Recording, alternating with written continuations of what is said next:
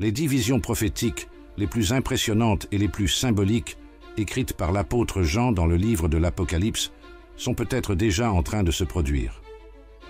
Également connu sous le nom de livre de l'Apocalypse dans la Bible chrétienne, ce livre est reconnu pour son contenu prophétique sur la fin des temps. Préparez-vous à entrer dans les prophéties les plus effrayantes de cette puissante œuvre apocalyptique. Restez avec nous dans ce nouveau conte intrigant. Alors, laissez votre like sur la vidéo et votre opinion dans les commentaires sur ce que vous pensez qu'il se passe déjà à l'heure actuelle. Premièrement, les 4 cavaliers de l'Apocalypse sont un spectacle terrifiant décrit dans ce livre. Ils représentent des personnages montés sur des chevaux blancs, rouges, noirs et pâles, symbolisant respectivement la conquête, la guerre, la famine et la mort. Ces cavaliers personnifient les jugements divins qui tomberont sur la terre, comme mentionné dans les versets 2 à 8 du chapitre 6 de l'Apocalypse. Le premier cavalier, monté sur un cheval blanc, symbolise la guerre. Leur présence déclenche des conflits violents et sanglants qui détruisent les nations et plongent l'humanité dans le désespoir. L'épée qu'il a imposée représente la violence et la destruction qui imprègnent le monde. Le deuxième cavalier monte sur un cheval rouge et personnifie la faim. À mesure que les pénuries de nourriture et de ressources progressent, elles se propagent, laissant des millions de personnes souffrir de la faim et du désespoir. Les balances qu'il porte à la main symbolisent la répartition inégale des ressources et la souffrance qui en résulte. Le troisième cavalier, monté sur un cheval noir, représente la peste et la maladie. Avec son apparence, il propage des épidémies mortelles qui déciment la population. Son équilibre suggère comment la mort est mesurée et exécutée sans relâche. Le quatrième cavalier, monté sur un cheval pâle ou verdâtre, personnifie la mort. Son arrivée elle-même entraîne une mort massive et l'effondrement de la vie telle que nous la connaissons.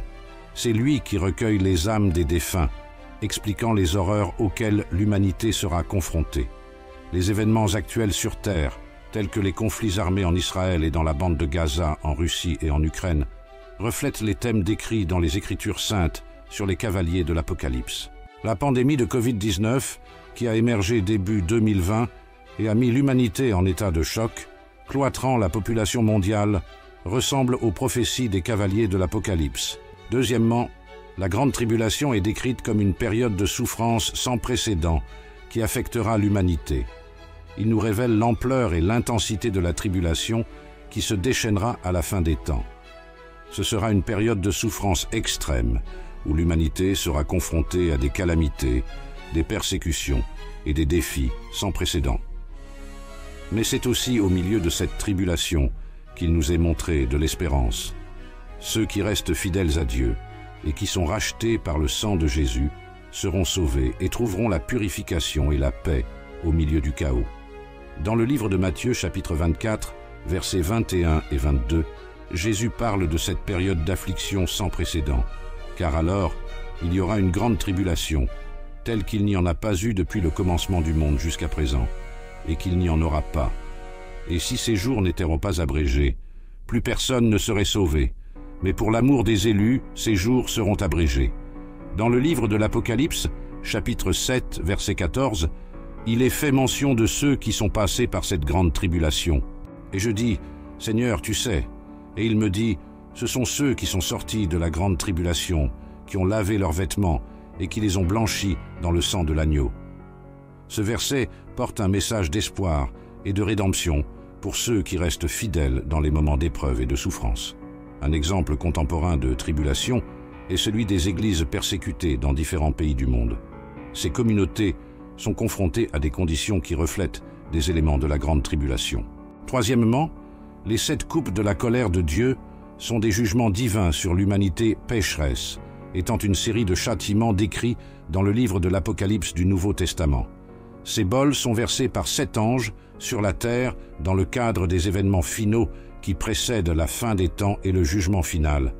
Dans Apocalypse chapitre 16, versets 1 à 17, il nous est dit « Alors j'entendis une voix qui sortait du sanctuaire, disant aux 7 anges, « Allez, et répandez sur la terre les 7 coupes de la colère de Dieu. » Le premier ange alla et versa sa coupe sur la terre, et des plaies terribles et malignes affligeait ceux qui portèrent la marque de la bête et adoraient son image. Chaque coupe apporte avec elle une plaie ou une catastrophe spécifique qui cause souffrance et détresse à l'humanité. Par exemple, les deuxième et troisième bols transforment les mers et les rivières en sang, entraînant la mort des créatures marines et la pollution de l'eau. Le quatrième bol provoque des coups de soleil intenses et la chaleur du soleil, causant des souffrances dues à l'exposition à une chaleur extrême. Le cinquième bol afflige le trône de la bête de ténèbres, symbolisant la chute spirituelle et morale de la puissance du mal. Le sixième bol est décrit dans Apocalypse chapitre 16, versets 12 à 16, où l'Euphrate s'assèche pour préparer le chemin au roi de l'Est. Le septième bol apporte la foudre, le tonnerre et les tremblements de terre. Cependant, le livre de l'Apocalypse nous montre aussi que ceux qui se repentent et se tournent vers Dieu peuvent échapper à la juste colère à venir le jour du jugement. Quatrièmement, la marque de la bête est un symbole de fidélité à l'Antéchrist et représente la damnation éternelle, mentionnée au chapitre 13 du livre de l'Apocalypse. Dans les versets 16 et 17, il nous est dit que « Il fit que tous, petits et grands, riches et pauvres, libres et esclaves, reçoivent une marque sur leur main droite ou sur leur front, de sorte que personne ne pouvait acheter ou vendre, sauf celui qui avait la marque, le nom de la bête ou le numéro de son nom. » Ce verset met en évidence l'imposition de la marque de commerce comme condition préalable aux transactions commerciales et comme forme de contrôle. Pendant ce temps, dans Apocalypse chapitre 14, versets 9 et 10, il nous est dit « Si quelqu'un adore la bête et son image et reçoit la marque sur son front ou sur sa main, il boira aussi du vin de la colère de Dieu, qui a été appelé sans mélange dans la coupe de sa colère, et sera tourmenté par le feu et le soufre devant les saints anges et l'agneau. » Ce verset met en évidence les graves conséquences spirituelles pour ceux qui choisissent d'adorer la bête et de recevoir sa marque, s'écartant ainsi du chemin de Dieu. La marque de la bête est un rappel de l'importance de maintenir notre identité en Christ et de résister à toute forme d'idolâtrie. Cinquièmement, la bête et le faux prophète sont deux figures importantes du livre de l'Apocalypse qui apparaissent comme des agents du mal lors du jugement dernier. La bête est décrite comme un être puissant et oppressif qui cherche à subjuguer l'humanité. Il est identifié par le nombre 666, qui symbolise la corruption et l'opposition à Dieu, comme mentionné dans l'Apocalypse, chapitre 13, verset 18. Voici la sagesse, que celui qui a de l'intelligence, qu'il calcule le nombre de la bête, car c'est le nombre de l'homme. Ils sont au nombre de 666. La bête exercera son autorité et son influence sur beaucoup, les amenant à adorer tout ce qui n'est pas divin. D'autre part, le faux prophète apparaît comme un chef religieux trompeur qui soutient la bête, accomplit de faux miracles et égare les gens du chemin de la vérité. Dans Apocalypse chapitre 19, verset 20, il est mentionné « Mais la bête fut prise, et avec lui le faux prophète, qui avait fait des miracles avant lui, par lesquels il trompait ceux qui recevaient la marque de la bête, et se prosternaient devant son image. Tous deux ont été jetés vivants dans l'étang de feu qui brûle de soufre. Le faux prophète est une figure manipulatrice qui cherche à persuader les autres de suivre un chemin faux et déformé, les éloignant de la vraie foi et de la dévotion. Ces figures représentent des forces spirituelles maléfiques qui, selon les écrits, seront vaincues dans l'issue apocalyptique, qui conduira à la victoire finale du bien sur le mal. Sixièmement, la bataille d'Armageddon est spécialement décrite dans les chapitres 16 et 19. Cet événement apocalyptique a une grande signification symbolique et spirituelle, représentant la confrontation finale entre les forces du bien et du mal.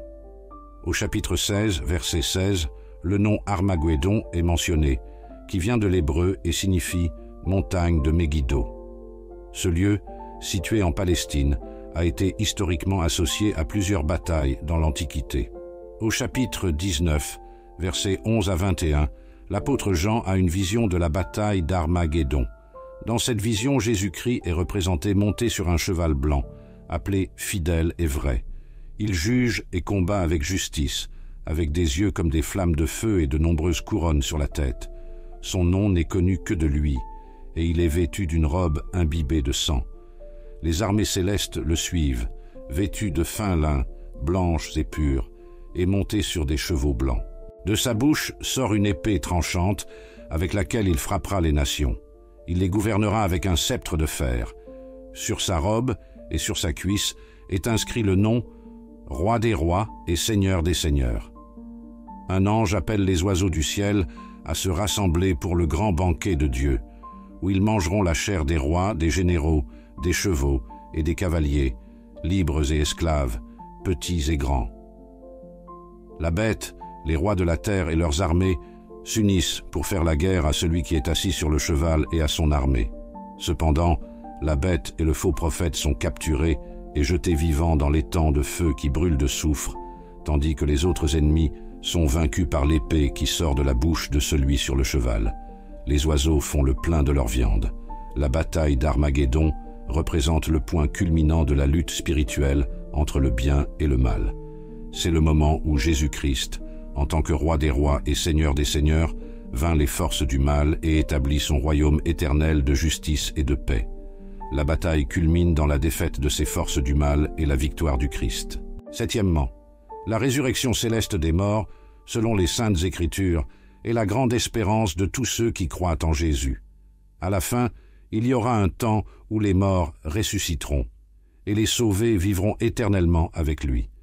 Ceux qui sont sauvés n'ont pas à craindre la mort, car ils savent qu'ils ressusciteront à la vie éternelle. La Bible indique clairement que la résurrection est une réalité, et non une métaphore. Cela arrivera vraiment. La preuve en est que Jésus est ressuscité à la vie éternelle, montrant que c'est le destin de tous ceux qui croient en lui. Dans 1 Corinthiens, chapitre 15, versets 21 et 22, l'apôtre Paul dit « Comme la mort est venue par l'homme, la résurrection des morts est venue par l'homme, car de même qu'en Adam tous meurent, de même en Christ tous seront rendus à la vie. » Ici, Paul parle de la façon dont la mort est entrée dans le monde à cause du péché d'Adam, mais la résurrection des morts est venue par l'œuvre de Jésus-Christ. En d'autres termes, la mort est une conséquence du péché, mais la vie éternelle est un don de Dieu à ceux qui croient en Jésus. La résurrection des morts aura lieu à la fin des temps, lorsque Jésus reviendra. Tous les gens qui ont jamais existé seront ressuscités et jugés par Dieu. Certains recevront un châtiment éternel, tandis que d'autres recevront la vie éternelle. Dieu jugera chacun selon ses actions dans la vie. Ceux dont les noms ne sont pas écrits dans le livre de vie seront jetés dans l'étang de feu et subiront la damnation éternelle. C'est le deuxième décès. Dans la résurrection, les sauvés vivront éternellement avec Dieu. Il n'y aura plus de mort. Tous vivront éternellement, recevant la vie éternelle directement de Dieu. Huitièmement, la Nouvelle Jérusalem est décrite dans les chapitres 21 et 22 de l'Apocalypse. La Nouvelle Jérusalem est la ville sainte qui descend du ciel sur la terre, pleine de symbolisme religieux et représentant l'accomplissement final du royaume divin de Dieu. La ville est présentée comme une cité céleste, un symbole de la demeure éternelle des justes. Il est décrit en détail, soulignant sa beauté, sa perfection et sa sainteté. Il a de grands murs hauts, en or, et 12 portes, chacune faite d'une seule perle. En son centre, il y a une grande place avec une rivière de vie qui coule, et un arbre de vie qui pousse des deux côtés de la rivière. La ville brille de la gloire de Dieu, et il n'y a pas besoin de soleil ou de lune, puisque la gloire de Dieu l'illumine, et l'agneau est sa lampe. La Nouvelle Jérusalem est habitée par ceux qui ont été sauvés et servent Dieu jour et nuit.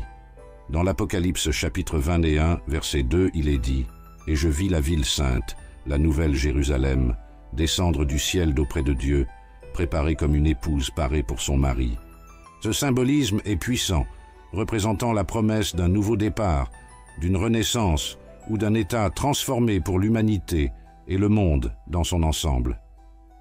L'image de la Nouvelle Jérusalem est souvent interprétée comme la promesse d'un lieu céleste ou d'une réalité spirituelle future, où ceux qui sont fidèles et justes vivront en communion avec Dieu. Neuvièmement, les deux témoins. Ces deux figures prophétiques sont présentées comme des témoins particuliers qui annoncent la vérité divine avant la venue de Jésus. Dans Apocalypse chapitre 11, verset 3, il nous est dit « Et je donnerai de la puissance à mes deux témoins, et ils prophétiseront pendant 1260 jours, vêtus d'un sac. » Ces témoins sont décrits comme 2 oliviers et 2 chandeliers qui se tiennent devant le Dieu de la terre. Au cours de leur ministère, ils possèdent le pouvoir de changer l'eau en sang et de fermer les cieux, afin qu'il ne pleuve pas pendant les jours de leur prophétie, ainsi que de frapper la terre de plaies, démontrant ainsi l'autorité divine qui leur est conférée. Si quelqu'un essaie de les blesser, du feu sortira de leur bouche et consumera leurs ennemis. Ainsi, ceux qui essaient de leur faire du mal seront tués. Cependant, lorsque leur témoignage prendra fin, la bête qui surgit de l'abîme leur fera la guerre, les vaincra et les tuera. Les corps des 2 témoins seront exposés sur la place de la grande ville, où le Christ a également été crucifié. Pendant 3 jours et demi, des gens du monde entier verront leur corps et ne permettront pas qu'ils soient enterrés. Après 3 jours et demi, Dieu leur donnera de nouveau l'esprit de vie, et les 2 témoins se lèveront, terrifiant les hommes. Alors, une grande voix du ciel les appellera, et ils monteront au ciel dans une nuée, devant les yeux de tous leurs ennemis. En bref, les 2 témoins mentionnés dans le livre de l'Apocalypse sont 2 figures prophétiques qui proclament la vérité et la puissance de Dieu dans les derniers temps. Le ministère décrit au chapitre 11, versets 3 à 12, est un témoignage puissant de la fidélité divine et un appel à la repentance. Bien qu'ils soient assassinés, leur résurrection montre la puissance de Dieu sur la mort et leur victoire. 10e, le jugement final dans le contexte de l'Apocalypse est décrit comme le moment culminant où Dieu accomplit le jugement de toutes les âmes humaines, vivantes et mortes. La description du jugement dernier dans le livre de l'Apocalypse est riche en symbolisme et en imagerie apocalyptique, qui dépeint cet événement comme une période de grande signification et de transformation liée au retour glorieux de Jésus-Christ. Jésus-Christ viendra avec puissance et gloire pour juger les vivants et les morts. Au cours de ce procès, les gens sont séparés en fonction de leurs actes, sur la base de critères moraux et spirituels. Les justes sont récompensés par la vie éternelle auprès de Dieu, tandis que les méchants font face à la condamnation. On croit également en la résurrection des morts, où ceux qui sont morts sont ramenés à la vie pour faire face au jugement final. Après que le jugement final aura eu lieu, il y aura une restauration du monde, un temps où le ciel et la terre seront transformés, et Dieu créera un nouveau ciel et une nouvelle terre, libérés du mal et de la corruption. Lors du jugement final, le mal est finalement vaincu, et Satan et les forces du mal sont jugés et condamnés au châtiment éternel. Ces visions sont puissantes, non seulement en raison de l'intensité des événements décrits, mais aussi parce qu'elles apportent des messages éternels d'espoir et de justice. Ils nous rappellent que, malgré les tribulations, il y a une promesse de rédemption et que le dessein de Dieu prévaut sur toutes les forces du mal. Si vous avez aimé cette vidéo et que vous souhaitez en savoir plus sur des sujets comme celui-ci, n'oubliez pas de laisser un like et de vous abonner à la chaîne pour ne manquer aucun contenu. Rendez-vous là-bas.